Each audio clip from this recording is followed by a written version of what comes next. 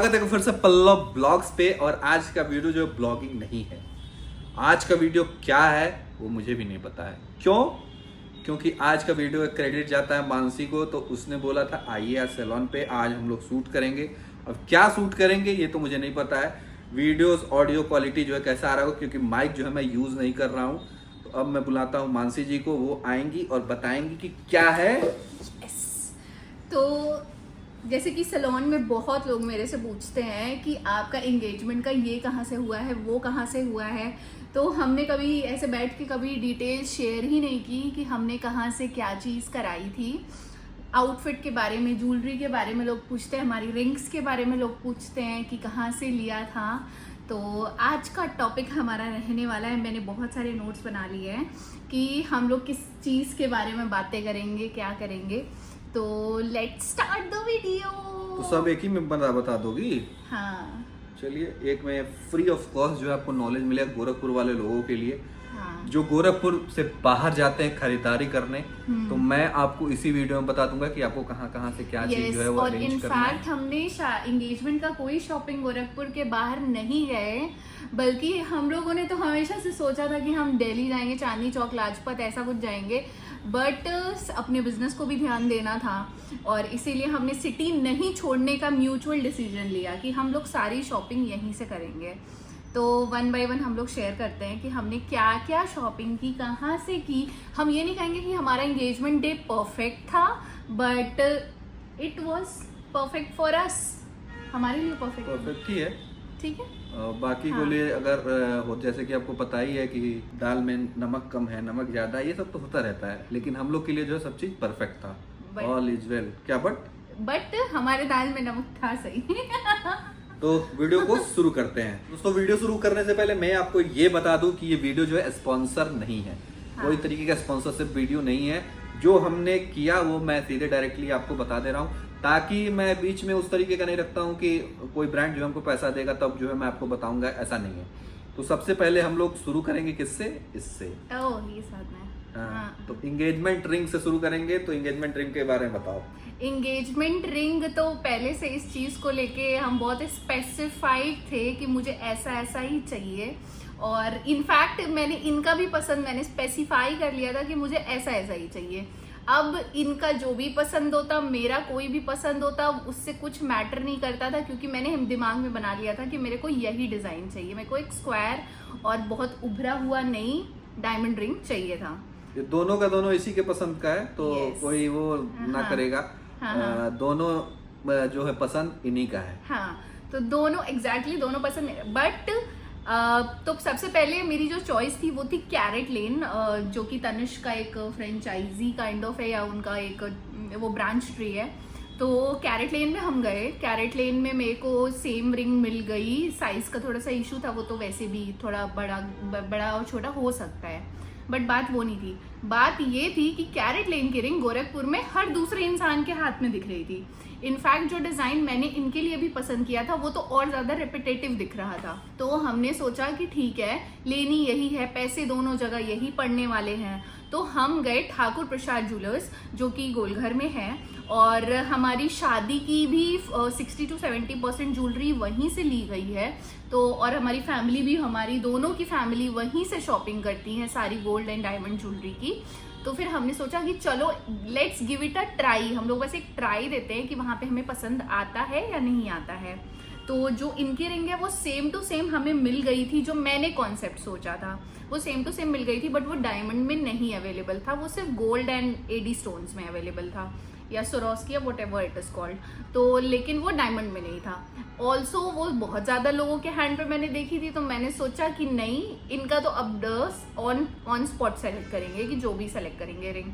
But मेरी तो ring, फिर हम तनिष्क भी गए कैरेट लेन के बाद, तनिष्क भी गए। ब्लू स्टोन जाते जाते फिर हमने बोला कि नहीं ठाकुर प्रसाद ही देख लेते हैं। तो हमने ठाकुर प्रसाद से फाइनली ये रिंग सेलेक्ट कर ली। हम दोनों की रिंग एक एक साइज बड़ी है, तो हम रिंग एडजस्टर पहनते हैं और वो सेकंड हैंड में रिंग पहनते हैं, तो इसलिए। And I love my ring. And आप? हमको उतना पसंद नहीं है। ओ क्योंकि गॉड, यहाँ पे ये सब दिया गया, मुझे प्लेन चाहिए था। इनको और हमको बैंड रेक्टेंगल चाहिए था। स्क्वायर हमको नहीं पसंद, हमको सर्कल वाला ज्यादा पसंद पड़ता है। Circle, oh my God, so outdated. But और ये जो 9 डायमंड है, हाँ। ये हमको सिंगल डायमंड चाहिए था। वो तो मुझे भी सिंगल चलिए स्क्वायर चाहिए था। नेक्स्ट ठीक है, नेक्स्ट। फिर उसके बाद मेरे एंगेजमेंट गाउन के बारे में आप ही बताइए, क्योंकि आपने सेलेक्ट किया था। तो एंगेजमेंट गाउन जो है सबसे पहले 2 जो है ट्राई हुआ था, हाँ। जो कि गीता से हुआ था। तो उसमें मुझे एक जो पसंद पड़ा, क्या फिश कट क्या था वो, हाँ, वो फिश पहला कट वाला फिश कट था। वो समझ में नहीं आया था। उसके हाँ। बाद दूसरा वाला जब ट्राई किया तब जो है मुझे वो पसंद आया, तो वो जो है मेरा डिसीजन था जो इसने गाउन पहना था। एंड प्राइस सेम थे दोनों के 11,000 19-20 था, 19-20 हाँ हाँ, 11 था ऑलमोस्ट। एंड जो फिश कट गाउन था, मेरा शुरू से मन था इलेक्ट्रिक ब्लू फिश कट पहनने का, जो कि गोरखपुर में अवेलेबल नहीं था। ऑल्सो इलेक्ट्रिक ब्लू कलर हम प्रपोजल पे पहन चुके थे, तो ये था कि रेपिटेटिव हो जाएगा, और शौक तो पूरा हो ही गया था प्रपोजल पे पहन के। तो हम एंगेजमेंट गाउन का कुछ माइंडसेट लेके नहीं चले थे कि जो अच्छा जो पसंद पड़ेगा वो ले लेना हाँ, है। जो अच्छा लग जाएगा वो ले लेंगे। पहनने पे कुछ उस तरीके का वो नहीं था कि हाँ, यही लेना है। यही लेना है। और हमने 2 ट्राई किया, कलर ऑलमोस्ट सेम थे दोनों के, बस ट्राई किया, और जिस ड्रेस पे इन्होंने स्माइल कर दिया वो हमने ले लिया। हाँ, वो हमने ले लिया। एंड यही सब बोल के तो क्या से क्या हो गया, वो वीडियो के लिए आप इंतजार करिएगा। ये प्रपोजल, ये शादी, ये एंगेजमेंट बाद में बताऊंगा। कमेंट करना पड़ेगा उसके लिए। यस, उसके लिए आपको डिमांड करनी पड़ेगी, हर चीज डिमांड पे अब मिलेगी, है ना। तो अब आपका टक्सीडो का क्या था स्टोरी, वो बताइए। टक्सीडो का स्टोरी क्या था? टक्सीडो तो सबसे पहले देखिए, सबसे पहले मैं ये बता दूं कि जो भी एंगेजमेंट में हुआ, मैं बस ऐसे बाबा की तरह ऐसे बैठा हुआ था, और जो भी करना था घर वाले ये लोग अपना मिल के जो है वो कर रहे थे, हमको कुछ नहीं करना था। मेरा सिर्फ वो योगदान इतना ही था कि मैं साथ में उन लोगों के जाता था, इनके साथ जाता था, अपना जो पसंद आया वो जो है। अब ये टक्सीडो के साथ क्या हुआ कि गीता से ही जो है मैंने लिया टक्सीडो। सही में आपको बता दूं, बहुत सारे लोग पूछ रहे थे तो मैं दिल्ली बता दे रहा था। ये गलत है, मैंने टक्सीडो लिया है कहाँ से? गीता से। और लगभग कितने का था वो? नहीं, उसकी 2 प्राइसिंग थी, वो भी एक अच्छी स्टोरी है। स्टोरी इतना मत सुनाओ, ज्यादा लंबा वीडियो हो आपकी जाएगा। साइज क्या थी जो हमने खरीदी थी? 40 या 42 था। 42 था, और इन्होंने ट्राई किया था 40, जो कि चेस्ट पे टाइट हो रहा था, क्योंकि ये चेस्ट एक्सरसाइज इस समय बहुत कर रहे हैं। तो फिर हमने बोला कि पसंद वही आ रहा है, कुछ और ट्राई करें, मजा ही ना आए, मजा ही ना आए।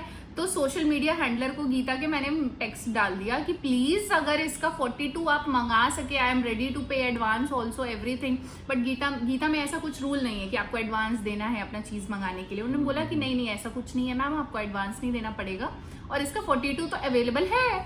मैंने बोला क्या, तो अवेलेबल है? उस दिन होता है ना, कभी कभी सामान इधर उधर रखा जाता है, मिसप्लेस हो जाता है या कुछ भी होता है। फिर उन्होंने किसी तरह खोज खाज के निकाला, एंड 42 उसमें बोटाई वगैरह भी थी जो इन्होंने स्किप कर दिया। हाँ, बट मेरे को तो टक्सीडो बहुत अच्छा लगा। अच्छा था। उसको जो है मैंने ड्राई क्लीन कराया, फिर उस ड्राई क्लीन नहीं, वो क्या कहते हैं कि वो क्या कहते हैं उसको, आयरन प्रेस, स्टीम प्रेस कराया। लेकिन जाते जाते वहां पे क्या हुआ, जब प्रदीप में गए तो यहाँ से जो है प्रगति, तो यहाँ से जो है वो फटा हुआ था। अब तो फटा हुआ नहीं था, इनके चेस्ट मारने से वो फट गया। एक बार पहनने से कैसे वो हो जाएगा? वो क्या बात करे, एक बार से नहीं होगा तो किस? मेरे को तो मेरा दिमाग तो यही पता है कि ये पहनते से फटा है, क्योंकि फिर ये हम लोग तब उसको जल्दी हम लोग करके सुई धागा दिस दैट करके जो है उसको सही किया, फिर उसके बाद पहना। सब लोगों ने तारीफ किया, लेकिन एक ग्रज ये रहा कि सब कोई बोल रहे थे ब्लैक नहीं पहनना है। सब कलर जो है भगवान का दिया हुआ है, ब्लैक है, येलो है, ग्रीन है, जो मन करे वो पहनो यार, एंजॉय करो, दिन आपका है। किसी के कहने से ना कहने से कोई फर्क नहीं पड़ना चाहिए आप सबों को। काला हो, नीला हो, पीला हो, व्हाइट हो, उससे नहीं, मतलब कि आइडेंटिफाई मत करिए चीजों को कि हाँ ये इसके लिए है, वो इसके लिए है, तो वैसे उसके लिए है। पीके में वो मूवी देखे होंगे आप कि क्रिश्चियन में जो है व्हाइट का कुछ और महत्व होता है, हाँ हिंदू धर्म में कुछ और महत्व होता है, मुस्लिम धर्म में कुछ और होता है। तो ये सब बेबुनियाद बातें हैं। चलिए नेक्स्ट। प्राइस तो बता दीजिए। प्राइस याद नहीं आ रहा है। ओके, तो जो इतना मुझे बजट याद है, में था? हाँ इतना बजट में था, और इतना मुझे याद है कि जो 40 साइज थी और 42 साइज थी, तो 42 साइज 40 से सस्ती थी। तो वो हमें बहुत ऐसा लगा चेरी ऑन द केक कि एक तो अपने पसंद का मिल गया और प्राइस भी हमें उससे कम देना पड़ा जो जितने हम लेके गए थे। नेक्स्ट तो नेक्स्ट इज की शूज, मेरे शूज तो बहुत दिनों बाद जो है मेरा दिमाग खुला कि अब ये तो टक्सीडो तो ले लिया है, अब उसके नीचे पहनना क्या है भाई। हाँ। मेरा दिमाग जो है थोड़ा सा लेट जो है वो चालू होता है।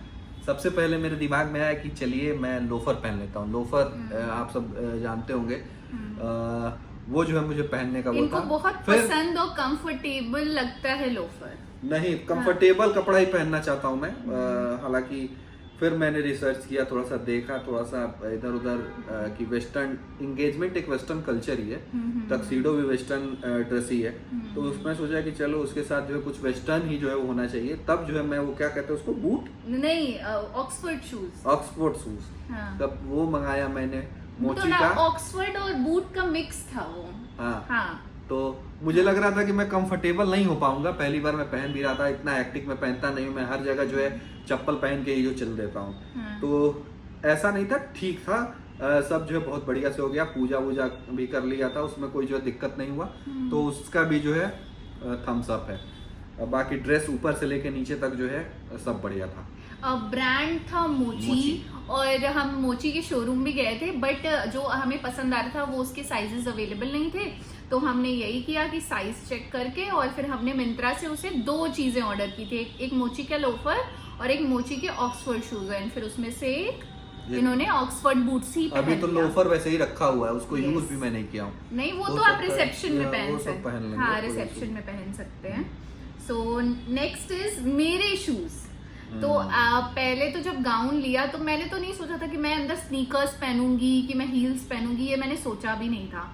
बट गाउन की जो लेंथ है वो बहुत ज्यादा थी, ऑल्सो उसके अंदर बहुत सारे फैब्रिक्स लगे हुए थे, कई लेयर्स थे, आई थिंक 8 to 9 लेयर्स थे। जब मैंने उसको कटवा के लहंगा बनवाया तब मुझे ये चीज पता चली कि उसमें एक फोटो सबका लगाना पड़ेगा। हाँ, वो आप लगा दीजिएगा। तो 8 to 9 लेयर्स गाउन में थे। तो वो तो फिर अब हील्स, फिर नेक्स्ट ही डे मैंने ओजूडियो से एक नॉर्मल सी हील्स ले ली कि चलो चलो ठीक है, और कौन सा दिखना है, एक नॉर्मल सी शैम्पेन गोल्ड कलर की हील्स ले लेते हैं। बट उससे तो पहन ली होती तो मैं शायद कुछ भी नहीं कर पाती। मैं तो डांस में एक बार लड़खड़ा भी गई हूँ, तो अगर वो पहनी होती तो मैं पूरी ही गिर गई होती। तो दैट इज वाई फिर मैंने अमेजोन से एक शूज ऑर्डर किए 2000 के एम्ब्रॉयडर्ड स्नीकर्स जिसमें हील्स था। तो वो मैंने पहना, एंड आई थिंक कि मैं शादी में भी वही पहनने वाली हूँ। हाँ, अब थोड़ा जल्दी क्योंकि 11 मिनट से 12 मिनट वीडियो हो चुका है। ठीक है ठीक है ठीक है। अब रही बात मेरी इंगेजमेंट ज्वेलरी की, तो पहले मैं engagement jewellery just after buying the gown में खरीद चुकी थी, which costed me 4000 rupees. 4000 for artificial jewellery is a lot in Gorakhpur, but वो ऐसी ज्वेलरी थी जिसकी पॉलिश कभी भी नहीं जाएगी। बट हमने साथ में कभी नहीं ट्राई किया कि वो कैसी लग रही है। इंगेजमेंट के 4 डेज पहले जब मैंने गाउन के साथ उसको ट्राई किया, वो बहुत गंदा लग रहा था। Jewellery was really beautiful, gown was really beautiful, but दोनों साथ में बिल्कुल भी नहीं अच्छा लग रहा था। फिर जो जहाँ से मैंने ज्वेलरी ली थी वो ज्वेलर बहुत अच्छे, आर्टिफिशियल ज्वेलरी बहुत अच्छी देते हैं गोरखनाथ में, दैट इज फाइन ज्वेलरी। तो फिर मैंने तुरंत जाके वहाँ पे एक्सचेंज किया, और नेक्स्ट मैंने जो ज्वेलरी पहनी हुई है, जो पूरा सेट विथ वॉच एवरीथिंग है, वो मैंने 3000 में उसके यहाँ से लेके आई, एंड बदले में और चीजें ले ली जिससे मेरा 4000 इक्वल हो जाए। तो दैट इज, फिर मुझे ज्वेलरी पे बहुत कॉम्प्लीमेंट्स मिले, उसका भी कलर कभी नहीं जाएगा, तो ज्वेलरी तो बहुत अच्छी मिल गई। जल्दबाजी के डिसीजन से खराब भी हुआ, लेकिन फिर ठीक भी हो गया क्योंकि सपोर्टिव थे, शॉपकीपर सपोर्टिव थे। हाँ, नेक्स्ट है हमारा बैंकेट केटरिंग एंड डेकोरेशन। हाँ, तो इससे पहले मैं आपको बता दूं, बैंकेट और डेकोरेशन मुझे 1% भी समझ में नहीं आया, और मुझे बैंकेट तो 0% जीरो मुझे नहीं समझ में आया। बात बाकी ये बताएंगे, कैटरिंग तो मैं कुछ खाया नहीं था, तो इस वजह से मैं कैटरिंग का नहीं बता पाऊंगा। बाकी सब जो भी दोस्त और आसपास के लोग थे जो खाना खाए थे, वो जो बोल रहे थे काफ़ी बढ़िया जो है कैटरिंग उन्होंने दिया था। तो कैटरिंग के लिए तो भाई आपको थम्स अप है, ये मेरा राय है पर्सनली। इनका क्या है ये नहीं पता है मुझे, लेकिन मुझे बैंकेट और प्लस डेकोरेशन ये मुझे जीरो जीरो। बैंकेट, केटरिंग और डेकोर की बात आ गई तो ये हमने सोचा था कि जहाँ की भी केटरिंग अच्छी होगी बस उसे बुक कर लेंगे।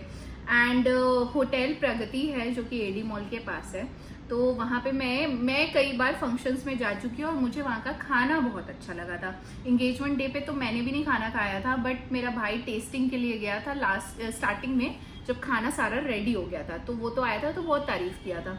तो खाना तो मैंने भी नहीं खाया बट सबने केटरिंग की तारीफ की। The second thing is management of banquet, तो वो हमें कुछ खास नहीं लगा, जैसे कि केक तुरंत लाना, ये सब आपको बैंकेट वाले लोगों को, मैनेजर्स को ये सब खुद उन्हें बताना चाहिए कि मैम ये हम इसके बाद नेक्स्ट करेंगे, ये नेक्स्ट करेंगे, तो वो चीज़ नहीं हो पाई थी। The second thing is decor, तो डेकोर भी हमने उन्होंने ऑप्शंस दी थे कि आप बाहर से डेकोर कराइए, आप हमारा डेकोर ले लीजिए। तो बाहर से कराते चाहे उनसे लेते, प्राइस वॉज द सेम। लेकिन जब ये हमने बुकिंग की थी तो हमारा विंटर का वेडिंग सीजन चल रहा था, तो हमने सोचा कि बाहर से अरेंज करने से अच्छा है कि डेकोर हम इन्हीं से बोल देते हैं, और इन्होंने बोला था what ever you show in the picture same हो जाएगा।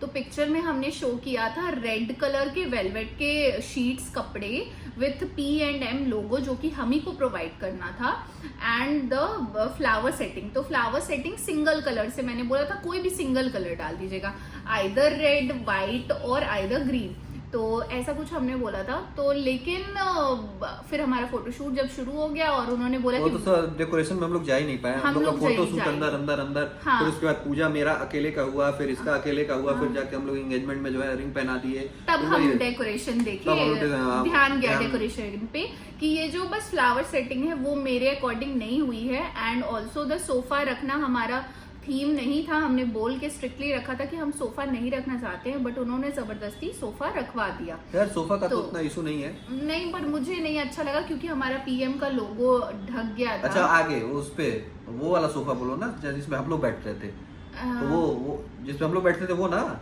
हाँ तो वो सोफा तो वहाँ नहीं रखना था, हाँ। लेकिन वहाँ पे रखा गया।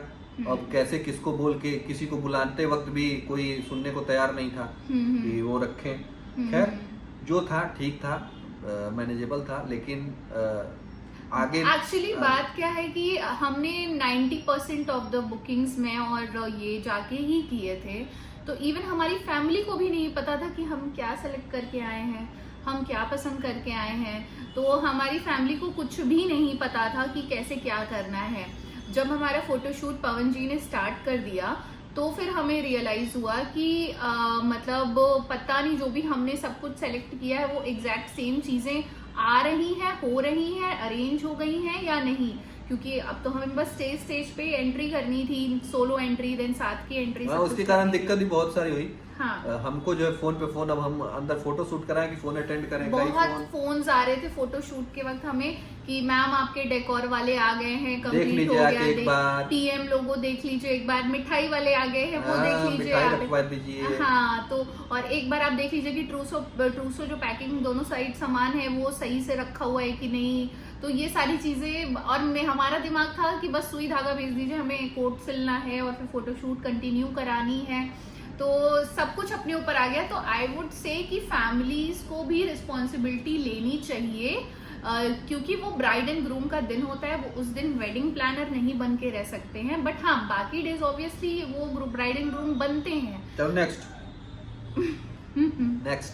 ठीक है, नेक्स्ट है हमारी फोटोग्राफर्स तो भाई बढ़िया, हाँ। वर्क बढ़िया है, एक ही वर्ड में मैं कहूंगा वर्क बढ़िया है, लेकिन फोटो वीडियोस टाइम से पहले जो है टाइम पे ही दे दिया करिए।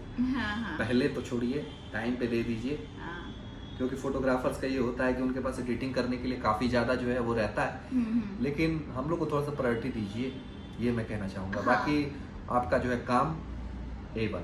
तो हमारे फोटोग्राफर्स थे पवन फोटोग्राफी, जो कि आप आराम से इंस्टाग्राम पे सर्च करेंगे तो आपको मिल जाएंगे, तो हमारा फुल पैकेज उन्हीं से है, तो that is why even proposal video की तारीफ बहुत हुई थी, तो प्रपोजल वीडियो भी उन्हीं ने ही हमारा शूट किया था। नेक्स्ट इज ट्रूसो पैकिंग का सामान एंड PM का लोगो हमने कहाँ से लिया था बताइए? रेती रेती नहीं है, वो शमारूफ है। शमारूफ, सॉरी माय मिस्टेक। हाँ। समारोह से अब उसमें भी बहुत सारा लोचा हुआ था। हाँ। कई बार जो हम लोग को दौड़ना पड़ा था। हम तो एंगेजमेंट के एक दिन पहले तक दौड़े थे, शायद एंगेजमेंट के दिन तक नहीं, एक दिन पहले तक, एक दिन पहले सामान लेने के लिए। अब कौन सा दुकान है एग्जैक्ट मैं बता नहीं सकता, आप सब कमेंट करिएगा, मैं बता दूंगा हाँ। कि कहाँ से जो है मैंने लिया था वो सब सामान सजाने वजाने का। और वो सजाया कौन था?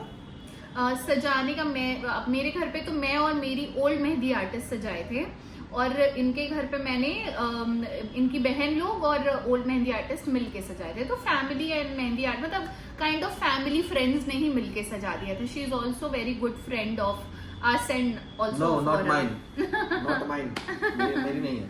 हाँ ठीक है, इनकी है। ठीक है। अब नेक्स्ट इज केक, वो इनका डिपार्टमेंट केक तो मैं ऑर्डर किया था जो कि आरके बेकर्स, बहुत ही मशहूर जो है केक बनाता है वो लोग। 6 पाउंड का जो मैंने केक किया था, उनको जैसा फोटो दिया था, तुम ही फोटो भेजी थी, हाँ, तो तुम बताओ कि कैसा। मैंने 3 फोटोज भेजे थे, एक विंटेज केक के, एक मिनिमल केक के विथ रोजेस, और थर्ड मैंने पिक्चर भेजा बहुत ज्यादा ही हैवी काइंड ऑफ केक था। तो मैं कंफ्यूज थी कि तीनों में से जो भी मिल जाएगा it will be good.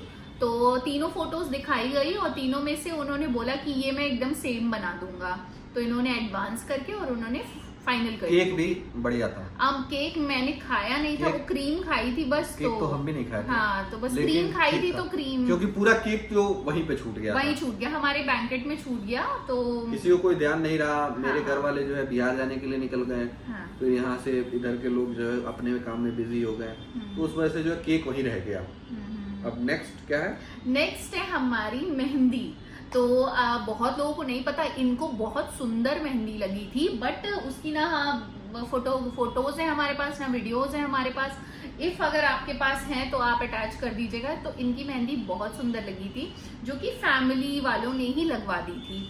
But मेरी मेहंदी आर्टिस्ट का बहुत ज्यादा सैलून में लोग पूछ रहे हैं कि किसने किया था। तो वो एक रूबी मेहंदी आर्टिस्ट है, गोरखपुर की मेहंदी आर्टिस्ट है। उन्होंने मेरी मेहंदी लगाई थी। कॉन्सेप्ट पूरा मैंने शेयर कर दिया था ऑलरेडी कि मुझे ऐसी ही डिजाइन चाहिए, मुझे कौन से पर्टिकुलर जगह डेट चाहिए, कौन से पर्टिकुलर जगह हिंदी एंड इंग्लिश लोगो चाहिए, वो उन्होंने सेम कर दिया था। तो मेहंदी तो बहुत प्यारी लगी, मेहंदी मुझे बहुत प्यारी लगी उनकी।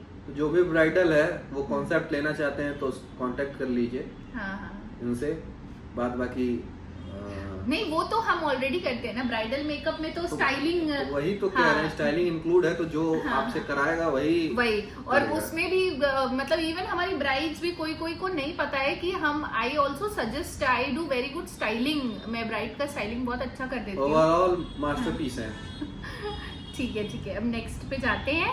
Is my nails not interested, not interested nails. तो नेल्स जो भगवान का दिया हुआ है वही बेस्ट है। हाँ। ये इतना बड़ा लंबा लोग लगा लेते हैं, मुझे अच्छा नहीं लगता। बाद बाकी ओवर टू हर। तो नेल्स का तो मुझे शौक है बहुत ज्यादा, but only for special occasions. ये कहिए कि मैं डेली नेल्स लगा के अदर मेकअप आर्टिस्ट की तरह वो मैं नहीं रह पाती हूँ। मन करता है बट नहीं रह पाती हूँ, क्योंकि मेरे को सैलून का वर्क देखना है, मेरे को हेयर हाईलाइट्स करने हैं। कभी कभी मेरा बहुत मन करता है फेशियल करने का, इवन स्टाफ उठ के रहते हुए तो भी मैं फेशियल करती हूँ। तो ये हम नेल्स से नहीं कर सकते, this will be not that hygienic. Even moisturiser भी ब्राइड को लगाना with nails, I don't find it very hygienic. इसीलिए तो खैर ये तो वो बात। लेकिन एंगेजमेंट के नेल्स, तो एंगेजमेंट के नेल्स मेरे किए थे शगुन आर्ट गैलरी, जो कि अलीनगर चौराहे पे है। और ये एक proper cosmetic and jewellery shop है, बट 3rd फ्लोर पे इनके नेल आर्टिस्ट भी हैं, विच इज शाहरुख। एंड उन्होंने मेरे और पल्लवी के नेल्स किए थे। एंड पल्लवी ने टेम्पररी नेल्स कराए थे, मैंने एक्रेलिक कराए थे, and that was superb. Nails लगाने के लिए पैसा दो, नेल्स निकालने के लिए पैसा दो, और कुछ इधर हल वल जाए तो स्किन का ऐसी तैसी कराने के लिए पैसा दो। क्योंकि मेरे एक फिंगर में चोट भी लग गई थी, क्योंकि नेल्स काफी बाद में बड़े हो गए थे। तो फिर जिसको कराना है वो करा सकता है, बाकी आर्टिफिशियल मैं नहीं रिकमेंड करता कभी भी। Now our last question. Yes. कि ब्राइड एंड ग्रूम का मेकअप कहाँ से हुआ था? दिखा देते हैं। ये देखिए, दिख रहा है आपको पीछे? हाँ। AURA, aura. तो ब्राइड का जो मेकअप था, अब तो ये हिला दिए यार। कोई नहीं, तुम बोलो। तो ब्राइड का जो मेकअप था, यानी मेरा जो मेकअप था वो मैंने खुद किया था, और ग्रूम जो है मैंने इनका मेकअप वहां जाके किया था। आई वोंट से कि मैंने प्रॉपर ग्रूम मेकअप किया था, क्योंकि इनको स्वेटिंग बहुत ज्यादा होती है, बट मैंने टचअप मेकअप किया था इनका। तो दैट वाज इट। हमने थोड़ा ब्लश, थोड़ा कॉन्टूर, थोड़ा lip balm and also some contour कहाँ हुआ था? नहीं, कॉन्टूर हुआ था। मैं आपको पता ही नहीं चला, आपको लगा बस ब्लश हो रहा है। हाइलाइटर भी हुआ था थोड़ा सा। तो ये सब चीजें थोड़ी बहुत हुई थी, वरना अब शादी में इनका ग्रूम मेकअप का वीडियो देखना चाहते हैं तो बताइए। शादी में एकदम नॉर्मल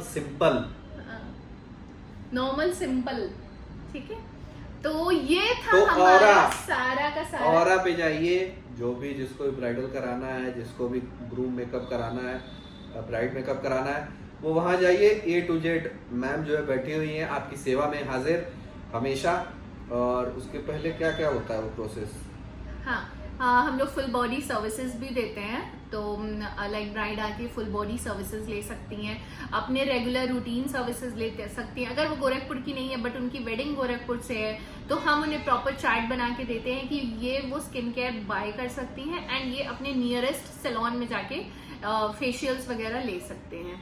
तो हम प्रॉपर गाइड करते हैं विथ लाइक आउटफिट और स्टाइलिंग, फेस स्ट्रक्चर के अकॉर्डिंग ज्वेलरी बाय करना, ये सारी चीजें हम गाइड करते हैं। और नाउ वी आर, आप सबों को बताते हुए भी खुशी हो रही है, कुछ दिनों में महीनों में हम लोग जो है मोतिहारी बिहार में भी जो है अपना जो है एक फ्रेंचाइजी, जो अपना फ्रेंचाइजी है ऑरा का, वो भी जो वहाँ पे डालेंगे बहुत जल्द। तो उसके लिए भी जो आपका प्यार चाहिए। बाद बाकी और कुछ बोलना है? नहीं, फ्रीलांसिंग स्टार्ट हो गई है मोतिहारी में, तो इंक्वायरीज मुझे आना शुरू हो गई हैं। तो अगर आपको भी वेन्यू पे ब्राइडल मेकअप कराना है मोतिहारी में, देन आप मेरी मोतिहारी वाली आईडी को भी फॉलो कर सकते हैं और उस पर अपनी इंक्वायरी ड्रॉप कर सकते हैं DM में। मोतिहारी के 90 किलोमीटर रेडियस में जो है हम लोग करेंगे। जैसे मुजफ्फरपुर हो गया, आसपास शिवर, और उसके रेडियस में जो है वो करेंगे। बाद बाकी और कुछ नहीं। तो वीडियो कैसा लगा कमेंट सेक्शन में जरूर बताइएगा। जय हिंद, वंदे मातरम, भारत माता की जय, जय श्री राम, हर हर महादेव।